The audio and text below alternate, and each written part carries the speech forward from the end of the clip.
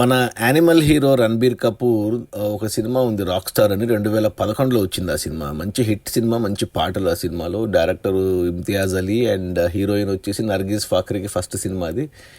And అప్పట్లో ఆ cinema budget 50 కోట్లలో తీస్తే 100 కోట్లు కలెక్ట్ చేసింది ఆ సినిమా. మంచి హిట్ అయింది ఆ సినిమా. ఇప్పుడు ఆ సినిమాని రిలీజ్ చేశారు హిందీలో. అంటే రిలీజ్ మనకు తెలుగులో ఇప్పుడు ట్రెండ్ తగ్గింది. లాస్ట్ ఇయర్ చాలా బాగా కలెక్షన్స్ వచ్చాయి రిలీజ్లో. ఇప్పుడు తమిళ్లో మన గిల్లీ మంచి కలెక్షన్స్ వచ్చాయి రిలీజ్. ఇప్పుడు ఈ ట్రెండ్ హిందీకి కూడా, బాలీవుడ్ కూడా పాకింది. ఎందుకంటే అక్కడ ఈ ఎలక్షన్స్ టైంలో అక్కడ సినిమాలు లేక థియేటర్లు ఖాళీగా ఉంచలేక రిలీజ్ చేశారు ఈ సినిమాని, రాక్ స్టార్ని. ఎందుకంటే యానిమల్తో మంచి క్రేజ్ వచ్చింది కదా మళ్ళీ రణబీర్ కపూర్కి, మన డిసెంబర్లో వచ్చిన సినిమా.